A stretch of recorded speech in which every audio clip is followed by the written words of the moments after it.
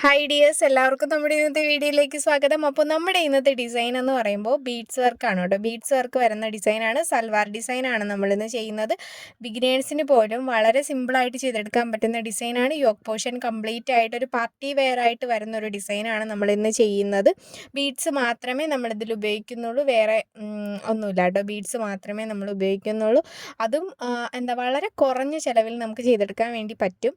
അപ്പോൾ ഇതാണ് പാറ്റേൺ വരുന്നത്. റൗണ്ട് നെക്കിലാണ് നമ്മുടെ പാറ്റേൺ വരുന്നത്.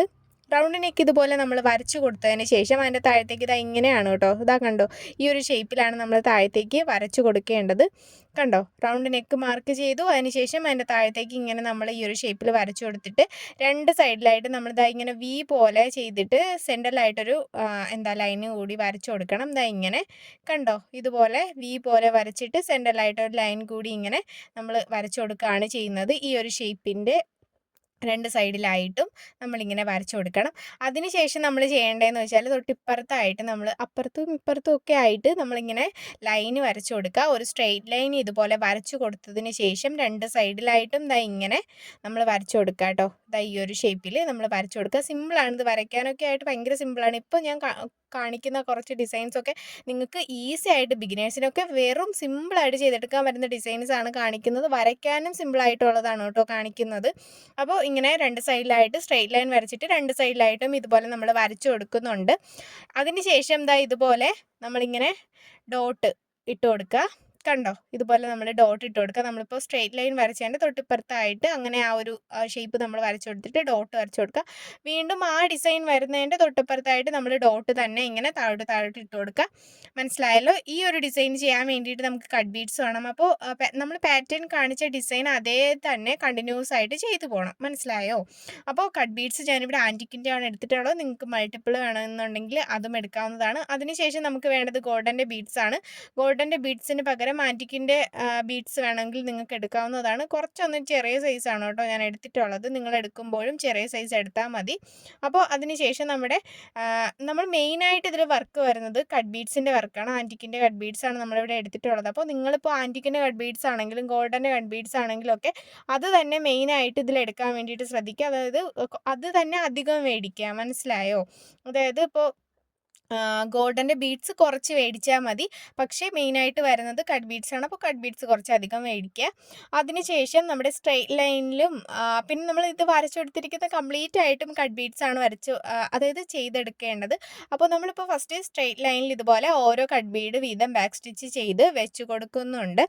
അപ്പോൾ നിങ്ങൾ ജോർജറ്റിൻ്റെ മെറ്റീരിയലാണ് അല്ലെങ്കിൽ വേറെ ഏത് മെറ്റീരിയലിലായിക്കോട്ടെ നിങ്ങൾ ചെയ്യുമ്പോൾ, അതായത് കട്ട് ബീഡ്സോ ഷുഗർ ബീഡ്സോ ഒക്കെ വെച്ച് കൊടുക്കുമ്പോൾ ലൂസായി വരുന്നു എന്നാണെന്നുണ്ടെങ്കിൽ ഒന്നുകൂടി ഒരു സ്റ്റിച്ചും കൂടി, അതായത് നമ്മളിപ്പോൾ ഒരു സ്റ്റിച്ചല്ലേ കൊടുക്കുന്നുള്ളൂ, അതിൻ്റെ കൂടെ ഒരു സ്റ്റിച്ചും കൂടി അതിൽ കൊടുത്താൽ കുറച്ചുകൂടെ അത് സെക്യൂർ ആയിട്ട് ഇരുന്നോളും. ബിഗിനേഴ്സിന് വേണ്ടിയിട്ട് പറഞ്ഞു തന്നതാണ് കേട്ടോ.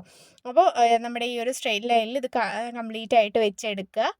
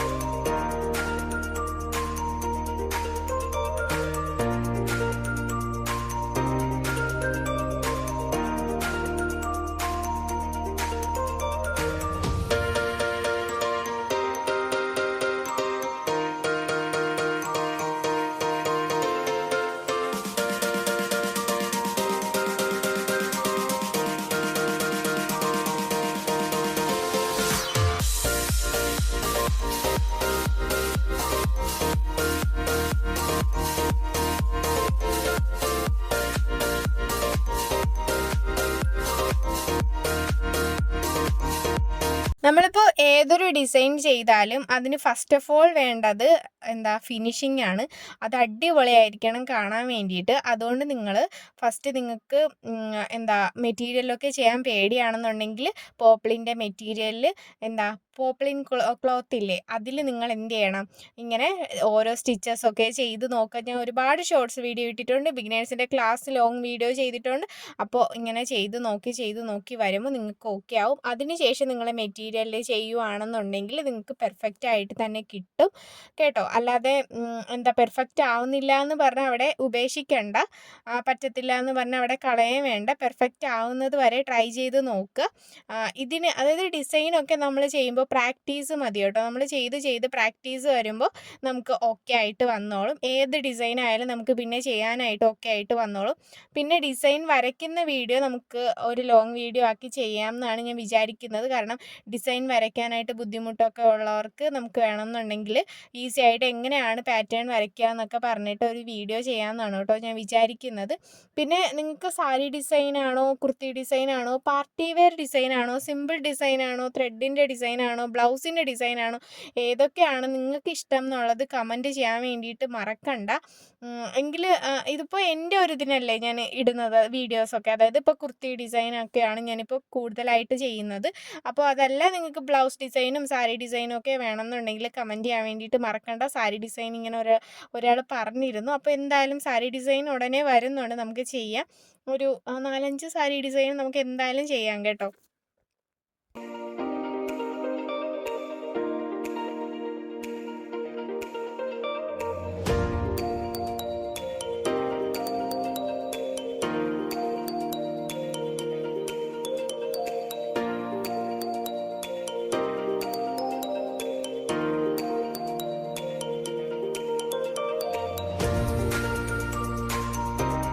അപ്പോൾ നമ്മളിവിടെ കാണുന്ന എല്ലാ ഷേപ്സിലും ഇതുപോലെ കട്ട് ബീഡ്സ് വെച്ച് എടുത്തിട്ടുണ്ട്. കണ്ടോ? ഇതുപോലെ നമ്മൾ ഓരോ കട്ട് ബീഡ് വീതം ബാക്ക് സ്റ്റിച്ച് ചെയ്ത് വെച്ച് കൊടുക്കുന്നത് നമുക്ക് അത്രയ്ക്കും പെർഫെക്റ്റ് ആയിട്ട് ഡിസൈൻ കിട്ടാൻ വേണ്ടിയിട്ട് തന്നെയാണ്. മനസ്സിലായോ?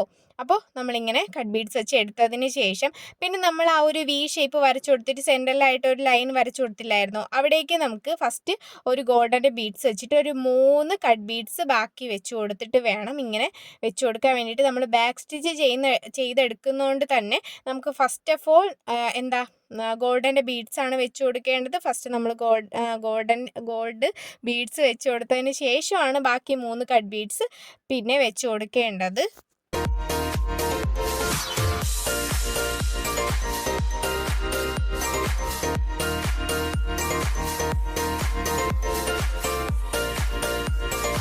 പിന്നെ നിങ്ങൾ ഡിസൈൻ ചെയ്യുന്ന മെറ്റീരിയൽ ഏതായിക്കോട്ടെ, അതായത് ഏത് മെറ്റീരിയൽ ആയാലും അത് ഇങ്ങനെ ചുളുങ്ങിയൊക്കെ ഇരിക്കുവാണെന്നുണ്ടെങ്കിൽ ഒന്ന് അയൺ ചെയ്തിട്ട് ഡിസൈൻ ചെയ്യാൻ വേണ്ടിയിട്ട് ശ്രദ്ധിക്കുക. ബിഗിനേഴ്സിനുള്ള ടിപ്പാണ് പറഞ്ഞു തരുന്നത്. ഒന്ന് അയണൊക്കെ ചെയ്തിട്ട് ഡിസൈൻ ചെയ്യുന്ന ടൈമിൽ നിങ്ങൾക്ക് കുറച്ചുകൂടെ പെർഫെക്റ്റ് ആയിട്ട് കിട്ടുകയും ചെയ്യും ഡിസൈനൊക്കെ ചെയ്യുന്ന ടൈമിൽ. കാരണം നമുക്ക് ഡിസൈൻ ചെയ്ത് കഴിഞ്ഞിട്ട് പിന്നെ അവിടെ അയൺ ചെയ്യാനായിട്ട് കഴിയില്ല. നമ്മൾ ഡിസൈൻ ചെയ്യുന്ന സ്ഥലത്ത് അയൺ ചെയ്യാൻ കഴിയാത്തത് കൊണ്ട് അയൺ ചെയ്തിട്ട് ഡിസൈൻ ചെയ്യുവാണെങ്കിൽ കുറച്ചുകൂടെ അടിപൊളിയായിരിക്കും. അതായത് ചുളുങ്ങിയൊക്കെ ഇരിക്കുന്ന മെറ്റീരിയൽ ആണെന്നുണ്ടെങ്കിൽ അയൺ ചെയ്ത് കൊടുത്തിട്ട് ഡിസൈൻ ചെയ്യുന്നതായിരിക്കും കുറച്ചുകൂടെ ബെറ്റർ.